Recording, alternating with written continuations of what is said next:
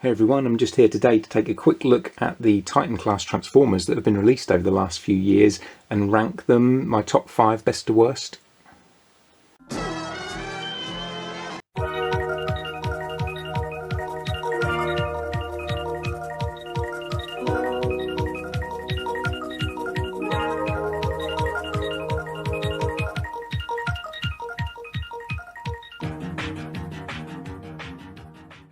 Number 5 I've put Metroplex, and because he was the first Titan class figure Hasbro produced, of course he's not going to be as good as the ones we're getting now. They were still finding their footing a bit, so I completely understand why he has the flaws he has, but it does still put him at number 5 for me.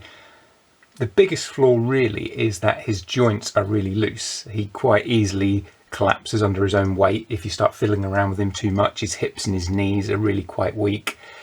His proportions are a bit strange as well. He's got this really skinny waist and this big buff chest that just looks a bit off. He's also not as G1 accurate as the Titan class toys that we've had since him, because this was when they were still basing the toy designs more on the IDW comics and the War for Cybertron game. So it would be nice to get a more updated version of Metroplex that looks a bit closer to the G1 counterpart, which had a more solid look to him. Though saying that, if they made a newer version it probably wouldn't be as tall as this. He's also got the electronics, which is pretty cool. His alternate modes are quite good. The battleship mode especially. The city mode has got a bit of a bare look to it. There are just a few little details that were missing that made it look less like a city, but that was improved upon with the addition of 6-gun. There are just minor things that bothered me about him. In particular, this bit here. On the original Metroplex, that would open up and they'd have all these missiles, and it looked really cool, and I always thought that was a fun feature, that he had this kind of flip-out missile launcher, even though the missiles didn't actually come out. But on this one, it opens up and it's just kind of nothing. It's just this sculpting detail in there of nothing in particular, which makes this feel pointless. Like, why didn't they just put sculpt the missile launchers in there? That would have made so much more sense, that flips down and reveals missile launchers. I don't know what that's supposed to be that's in there. So it's minor little details like that really bothered me and didn't make much sense. The addition of 6-gun definitely improves upon the city mode of Metroplex. It makes him feel a little less sparse, gives him a bit more firepower, and just makes him more G-Ran accurate.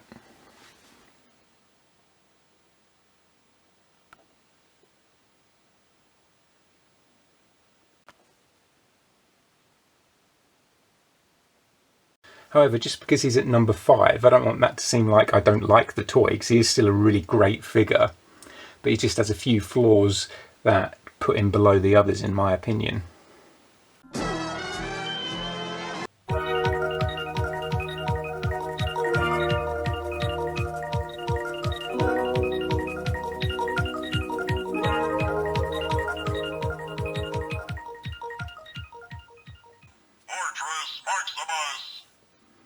Now at number 4 I've put Fortress Maximus. Now he has a lot of shared parts with Metroplex, but funnily enough they actually suit Fortress Maximus more than they suit Metroplex, and he looks like a more faithful update of his G1 counterpart. But having those shared parts with Metroplex does inherit some of Metroplex's faults. Even though the hips and the knees are tighter on this, they still do have a tendency to wobble around and flop a bit once you start trying to get him in dynamic poses. And like Metroplex, it is quite hard to get him into dynamic poses because of the lack of ankle articulation. So he is a bit limited compared to newer Titan class toys. But otherwise he does look great, even if he doesn't look quite as unique as the others because of the shared parts with Metroplex. So that sort of keeps him down a little bit on my ranking, just because he doesn't have this uniquer look to him. And reusing the Metroplex parts I think hindered his alt mode slightly too. The main flaw I find with Fortress Maximus is that the city mode doesn't really look like a city mode. It just looks like the battle station mode but flipped around. And part of that's because of the hindrance of reusing the Metroplex parts. It's kind of held them back from being able to give him a proper city mode. Though I do really like how there's a platform for lots of different characters to stand on. They're not all just posed around it. The city mode actually gives them a lot of different areas that you can stand characters. And if you want to, you can have all of Fortress Maximus's crew standing on different parts of the playset. So it gives it good display and play value.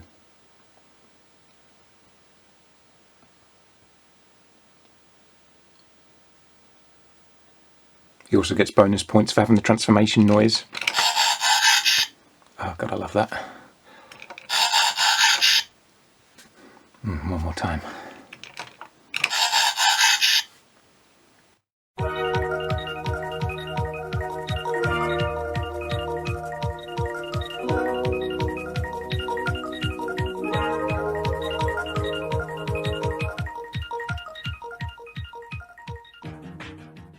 Now here at number 3 I've got Omega Supreme. Now it gets pretty close once you get into these last 3 because they're all such solid toys, but part of it's personal preference really, I guess. But Omega Supreme is still a great toy, even though I've put him at number 3. It's a very close call. He's got great articulation, his alt mode's very solid. He really is a great update of the original toy, which was good in concept, but it was basically a parts former, and it just sort of easily fell apart and was just awkward really. And this is a perfect update of that original design. It's all very solid. The vehicle mode, the alt mode with the space station all feels really solid, and he looks great in robot mode as well. I really like how they incorporated these kind of chest missile launchers into him. I'm sure he had something like that in Transformers Animated, so it was kind of a nice little nod to that, and a nice addition that his chest can open up to fire missiles, so he's got more firepower on top of his 2 laser cannons on the end of his arms anyway. It is great having a space station mode that doesn't crumble at the slightest touch like the original. The only thing though is that without the electronic gimmick it does lose some of its appeal. A big part of what was fun about the original playset is that it was basically a Transformers train set with Omega Supreme going around on the track. Without that, it's just not quite as fun, even though it looks a lot better for display and it's a lot better to fiddle around with because it isn't going to just fall apart as soon as you touch it. But I do kind of wish that this was still electronic so it could go around the track. The track also looks a little bit narrow really, though I think it was the same on the original toy, because you've got his tank treads there, but they're kind of over the sides, so they'd be completely useless in actually getting him to move around on the road there, on the track. The track's far better for using with deluxe Transformers and Micromasters and Minicons, who can drive around on it and makes it look like it is a big space station that all the little Transformers can walk around on. He also just isn't quite as vibrant as the other Titans, and that's completely fine because Omega Supreme's supposed to be kind of mostly grey. I wouldn't want them to change that because I like it being due and accurate, but it does also make him a little bit less visually interesting for me because I like the more vibrant colours of the other characters. But there's some great detailing in this, probably more than Fortress Maximus and Metroplex. They really started to sculpt in a lot more detail to make it look like a huge station. Even just going up the rocket here, you can see all this great detailing. It really does make it look like a giant rocket or tower.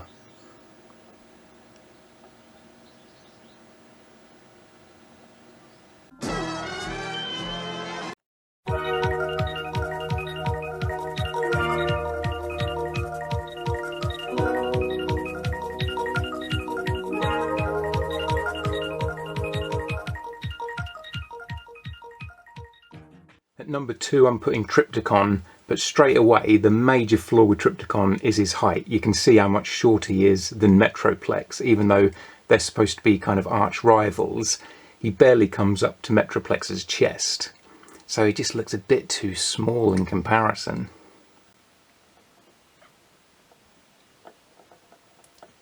See there, he just comes up to the chest and it just doesn't look right when you've got them facing off against each other. Now Trypticon does have articulation in his tail, which means that you can flip it back and straighten his legs up, so he'll stand upright like this, and then he's a little bit taller, then he comes up to Metroplex's shoulders. The only problem with that is that it just doesn't look right when Trypticon is standing in a very upright position like that. I feel like he is supposed to be a bit hunched forward and his legs a bit bent, so even though he almost matches up a bit more to Metroplex like this, it just looks odd to me, like he's standing to attention. However, as a toy in his own right, he just looks fantastic. He's got some great sculpting. I think more than any of the other Titan figures, he's got an absolutely great, intricately detailed sculpt, which really makes him look like a city that's transformed into a giant robot with all the little details that are added in there. He's also got 3 really solid alternate modes, like the city mode, the battle station mode, and his dinosaur mode. All look great. There isn't a weak one amongst them, whereas with most of the Titans, there's at least one mode that just doesn't really work so well. So other than the size, Trypticon is nigh on perfect. And it's not like they cheaped out on the plastic when making Trypticon. He's still got as much plastic as one of the larger Titans, it's just distributed differently because he's got this huge tail coming out the bottom, so a big chunk of the plastic is used up on that, and that's why he's ended up being so short.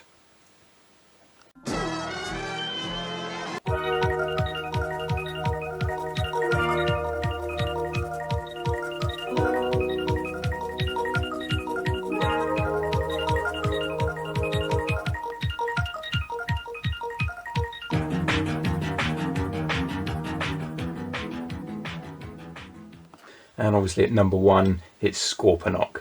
I just think he looks fantastic. And part of this is my own bias, because Scorponok's my favourite character out of the 5. I feel like he's had more development over the years, mainly because of the Marvel US and UK comics, where he was the leader of the Decepticons for a while. So he's just a more prominent character than the other 4 Titans. But also the colour scheme. I mean, green and purple always looks good together. You know, just ask Bruce Banner. Those colours just complement each other. And he's got the most unique robotic look. Obviously Trypticon's more unique because he doesn't have a robot mode, he's just a sort of big Godzilla monster, but for the robot characters, Scorponok's definitely the most unique looking, with his claws and his big gun turrets on his shoulders. And this figure has got the best articulation out of all the Titans. Omega Supreme's got some pretty good articulation, but you can't get him in quite as many dynamic poses because of his proportions as you can Scorponok. He really is just as articulated as a 6-inch figure, really, so you can get some amazing poses out of him. He's got the ankle rockers and everything. He's not as detailed as Trypticon, but I think it suits him because I don't see him as being as big of a city type character as Trypticon, that's part of his defining quality, is that he's a city. Whereas with Scorponok, I find him more of a character and a leader, so I don't think that intricate detail that makes him look like a giant city would have worked on Scorponok. But he's a great update of the original toy. I mean, it really does look like the original toy, but perfected and modernised. And I think more than the other Titans, he does look like just a straight up update of that original toy, detail for detail. He's also got a good Scorpion mode too, which once again is pretty much a complete replica of the original Scorpion mode. So even though it doesn't look particularly sleek, the original Scorpion mode didn't either. It's just a great update of that, detail for detail. The major weak spot for me with Scorponok is his city mode, which doesn't really look that much like a city. They have at least tried to make these 2 towers look like skyscrapers with that detailing, but you can't really incorporate many of the other toys with it. I think it's designed really more for Micromasters to interact with. There aren't many places where you can stand deluxe figures. You can only really fit 3 on there comfortably, maybe 4 at a push, whereas on Trypticon and Fortress Maximus you can stand quite a few deluxe characters on there and feel like they really incorporate into the city mode, rather than the city mode just being kind of a display to put the figures around. So thanks for joining me for this look at the Titan class Transformers. Be interesting to hear what your favourites are, which is your least favourite, how would you rank them? Let me know in the comments below, and I'll catch you again soon.